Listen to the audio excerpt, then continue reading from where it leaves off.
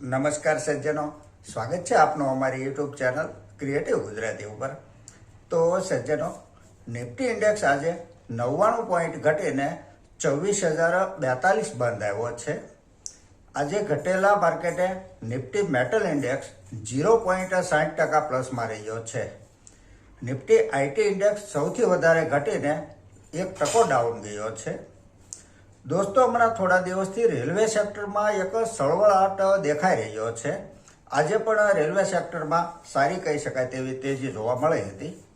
Rail વિકાસ નિગમ limited RVNL આજે 12.20% પ્લસમાં રહી 387 રૂપિયા બંધ આવ્યો છે।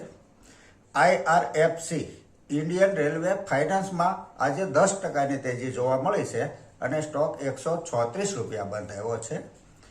MMTC લિમિટેડમાં 10.70%ની તેજી રહી છે, સ્ટોક 66 રૂપિયા 24 પૈસા બંધ આવ્યો છે। હિન્દુસ્તાન કોપર લિમિટેડ 9% જેટલો વધીને 475 રૂપિયા બંધ આવ્યો છે। ગોલ્ડ ETF આજે 0.5% જેટલા પ્લસમાં રહ્યા છે અને સિલ્વર ETFમાં તો આજે 5.5%ની એક ઝળહળતી કહી શકાય તેવી તેજી જોવા મળી છે। સજ્જનો, એ કંપની તથા ફંડામેન્ટલના વિતેલા ઇતિહાસની ચર્ચા માત્ર અભ્યાસના હેતુથી કરીએ છીએ, જેને ખરીદ વેચાણની ભલામણ નહીં સમજવા આપ સૌને એક વિનંતી કરું છું।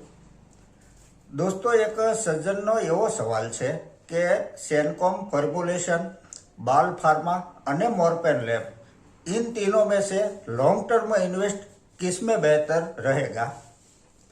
તો સૌથી પહેલા આપણે આ ત્રણેય કંપનીના ફંડામેન્ટલનો અભ્યાસ કરીએ, ત્યાર પછી તારણ નીકળશે કે કઈ કંપનીનું ફંડામેન્ટલ બહેતર છે। તો સૌથી પહેલા જોઈએ બાલ ફાર્મા લિમિટેડ। 114 કરોડની માર્કેટ કેપ વાળી આ એક માઇક્રો કેપ કંપની છે। સ્ટોક પ્રાઇસ 72 રૂપિયા છે। કમ્પાઉન્ડિંગ પ્રોફિટ ગ્રોથ 3 વર્ષનો 13% છે। TTM -11% છે। સેલ્સ ગ્રોથ CAGRમાં TTM જોઈએ તો -9% છે।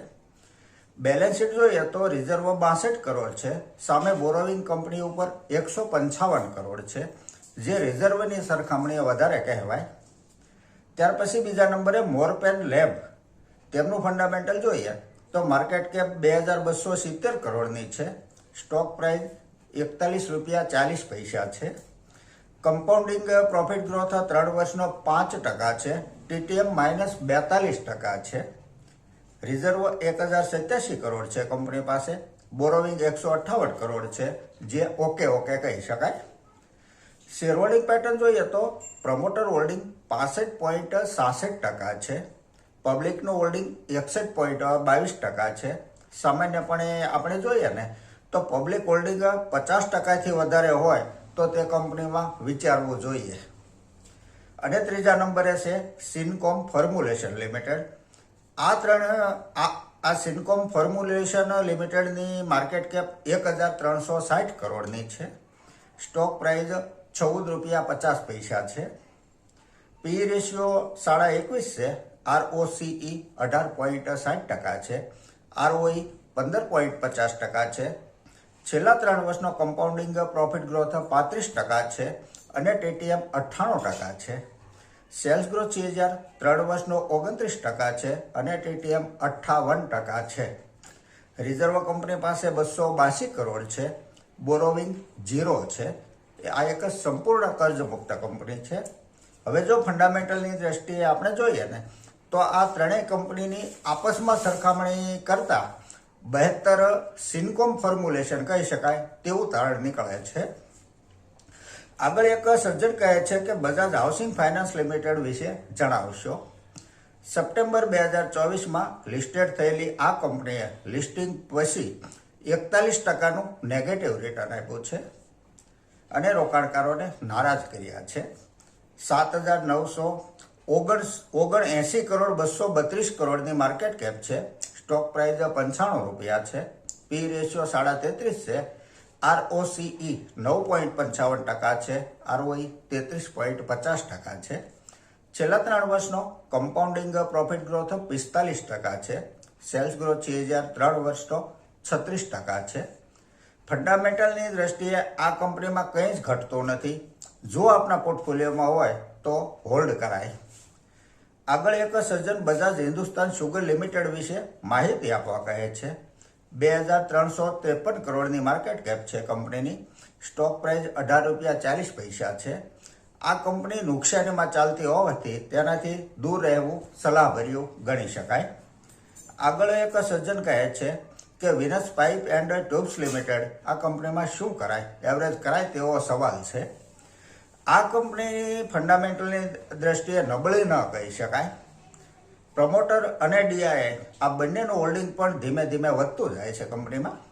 સ્ટોક હાલમાં સપોર્ટ ઝોનમાં ટ્રેડ કરતો હોવાથી હોલ્ડ કરીને રાહ જોવાય, કારણ કે સપોર્ટ ઝોન ખરેખર ખરીદીનો સમય કહેવાય, વેચવાનો નહીં. આગળ એક સજ્જન બિરલા કેબલ લિમિટેડ પર વ્યૂ આપવા કહે છે. આ કંપનીનું ફંડામેન્ટલ નિવેશ કરવા યોગ્ય ન કહી શકાય, કારણ કે કંપનીમાં એવો કંઈ ખાસ પ્રોફિટ નથી કરતી, માટે નિવેશ કરવું નહીં જોઈએ. આગળ એક સજ્જન ઓરિયન્ટ સિમેન્ટ વિશે જાણકારી આપવા કહે છે. આ કંપનીનો કમ્પાઉન્ડિંગ પ્રોફિટ ગ્રોથ લાંબા સમયથી માઇનસમાં હતો, પરંતુ ટીટીએમ 101% છે, માટે એટલું કહી શકાય કે છેલ્લા 12 મહિનાથી કંપનીની સ્થિતિ સુધરી છે. પ્રમોટર હોલ્ડિંગ 38%થી વધી 72.66% થયું છે, લગભગ ડબલ થઈ ગયું છે એક વર્ષમાં, જે સારી નિશાની ગણી શકાય અથવા સૂચવે છે. 3517 કરોડની માર્કેટ કેપ છે. સ્ટોક પ્રાઇસ ₹171 છે. નાના રોકાણથી શરૂઆત કરી એસઆઈપી પદ્ધતિથી ક્વાર્ટરલી રિઝલ્ટ જોઈ અને આગળ વધવું હિતાવહ ગણી શકાય. અને છેલ્લે આજે તારીખ 26 ડિસેમ્બરના દિવસે એફઆઈઆઈએ 317 કરોડની વેચવાલી કરી છે અને ડીઆઈઆઈની ખરીદી 1772 કરોડની રહી છે. તો સજ્જનો, આ સાથે આજની આ ચર્ચા અહીં પૂરી કરીએ છીએ. જો આપને આજની આ ચર્ચા પસંદ આવી હોય તો લાઈક કરજો, શેર કરજો, મારી ચેનલને સબસ્ક્રાઈબ કરજો. નમસ્કાર.